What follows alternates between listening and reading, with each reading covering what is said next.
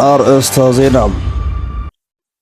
በኢትዮጵያ የቲክቶክ መድረክ ከፍተኛ ተከታይ ያላቸው ስመኝ ገብሩ ወይንም ጃኒና ጆን ዳንኤል ዓመታት በሚስጢር ቆይቷል ያሉትን ግንኙነት ተከትሎ እርስ በእርስ የሚወነጃጀሉባቸውን ቪዲዮዎች ይፋ አድርገዋል።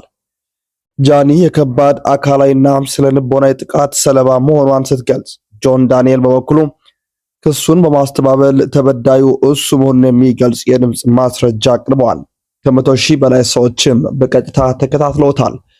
ዛሬ መረጃችንን እዚህ ጉዳይ ላይ አድርገን ሐሳብና አስተያየቶችን የምንሰጥ ይሆናል። በመሆኑም በቅንነት ላይክ በማድረግ ሼር በማድረግ በተለይ ደግሞ በጎ የተባለ ሐሳብ እናስተላልፋለንና ለሁሉም ይዳረስ ዘንድ ከእናንተ የሚጠበቀውን አድርጉ። ወደ ዝርዝር ትንታኔዎቹ እናምራለን።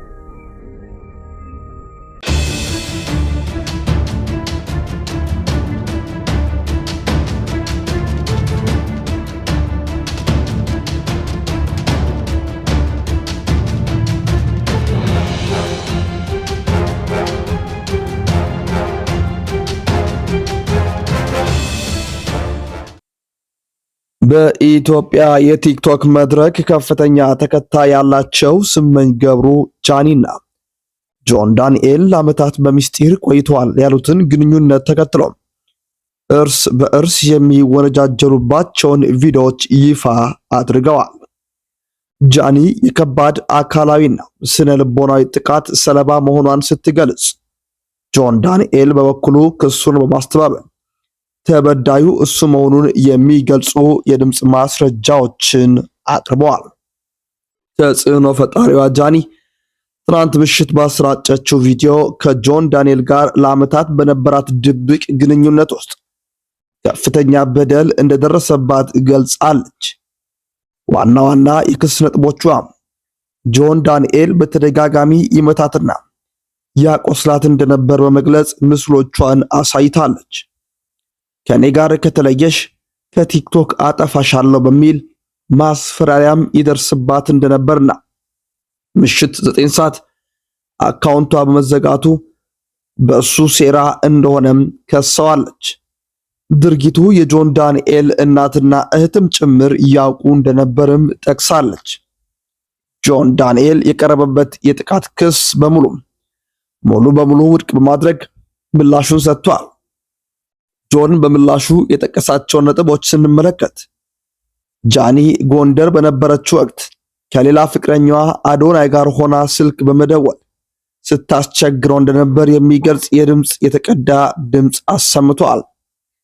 የጃኒ አካውንት መዘጋቱ ከሱ ጋር ግንኙነት እንደሌለውና ምናልባትም ጃኒ አዲስ አካውንቷን ፎሎ ለማስደረግ ተከታይ ለማግኘት የምትጠቀምበት ስልት ሊሆን እንደሚችል ጠቁመዋል። ጥቃት ደርሶብሽ ከሆነ ለምን ሕግ አልከሰሽኝም ሲል የጠየቃት ጆን ከዓመታት በላይ በሕግ ቁጥጥር ስር በነበረበት ወቅት ክስ አለመመስረቷን እንደ መከላከያ አቅርበዋል። ሁለት እህት እንዳሉትና በሌላ ሴት ላይም ጥቃት የመፈጸም ማንነት እንደሌለው በመግለጽ አሁን አዲስ ሕይወት መጀመሩን ገልጿል። ይህ ጉዳይ በማህበራዊ ሚዲያ ላይ መነጋገሪያ ከመሆኑም ባለፈም በዲጂታል መድረኮች ላይ የሚፈጸሙ ጾታዊ ጥቃቶችና የማስፈራሪያ ድርጊቶች እንዴት በሕግ ሊታዩ እንደሚገባም ዳግም ጥያቄ አስነስቷል። በቲክቶክ ስሟ ጃኒ በሚል ስሟ የምትታወቀው ስመኝ ገብሩ ከታዋቂው የቲክቶክ ተጽዕኖ ፈጣሪ ጆን ዳንኤል ጋር በነበራት ድብቅ ግንኙነት ውስጥ ለዓመታት የደረሰባትን አካላዊ ስነ ልቦናዊ ጥቃት ይፋ አድርጋለች።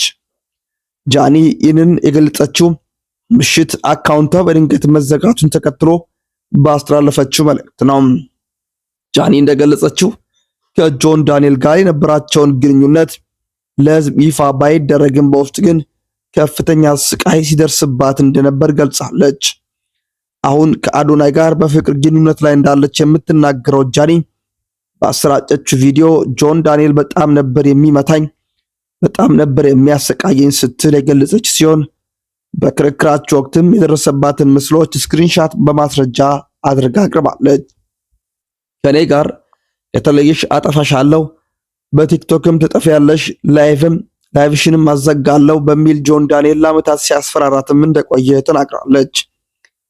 ትናንት ምሽት 9 ሰዓት ላይ ቲክቶክ አካውንቷ መዘጋቱን የገለጸችው ጃኒ የድርጊት በእሷ አማካኝነት የተፈጸመና የስራ ዕድሏን ለመዝጋት የታለመ እንደሆነም ክስ አቅርባለች። ሆኖም ቲክታክን እሱ ለማዘጋት ያቀረበችው የተጨበጠ ማስረጃ የለም።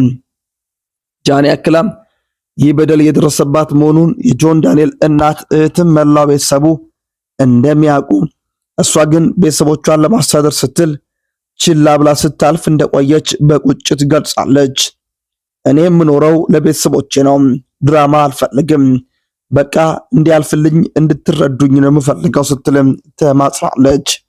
ይህንን የተናገረችው እሷ ስትሆን በአጸፋው በትናንትናው ላይቭ ከ100,000 ሰዎች በላይ በተከታተሉት ጆን ዳንኤልም አጸፋዊ ምላሽ ሰጥቷል።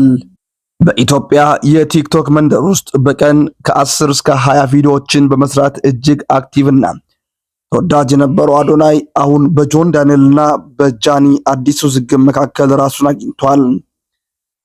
ይህ የቲክቶክ ንጉስ የተባለው ወጣት በውዝግቡ ዕለት አንድ ቪዲዮ ብቻ ሰርቶ መዋሉም አነጋጋሪ ሆኗል። ታዲያ አዶናይ በዚህ ሁሉ ምስቅልቅል ውስጥ የገባው እንዴት ነው? ነገሩ የጀመረው ጆን ዳንኤል የለቀቀው አነጋጋሪ የድምፅ ቅጂን ተከትሎ ነው። ጆን በዚህ ቅጂ ላይ ጃኒ መታጠቢያ ቤት ሆና ደውላልኛለች፣ ባይዞዬ ራቁቴን ነኝ ብላኛለች ሲል ይደመጣል። ይህ ንግግር ደግሞ ጃኒ ከአዶናይ ጋር በፍቅር ግንኙነት ውስጥ እያለች የተፈጸመ ነው በማለት ጆን መናገሩ አዶናይን ሳያሳስበው ወደዚህ የቃላት ጦርነት ውስጥ የከተቱት ይመስላል። ብዙዎች አዶናይን በዚህ ጉዳይ ላይ ምስኪን ነፍስና የሁለቱ ውዝግብ ሰለባ አድርገውት ይመለከቱታል። ድምፁ የጃኒ ይሁን አይሁን በውል ባይታወቅም የአዶናይ ስም በዚህ መልኩ መነሳቱና እሱም የተለመደውን ንቁ ተሳትፎ መቀነሱ ጉዳዩ በሱ ላይ ያሳደረው ተጽዕኖ በግልጽ ያሳያል። አሁን ላይ ሁሉም ሰው የሚጠይቀው ይህ ምስኪን ነፍስ በዚህ ሁሉ ውዝግብ ውስጥ ምን ምላሽ ይሰጣል?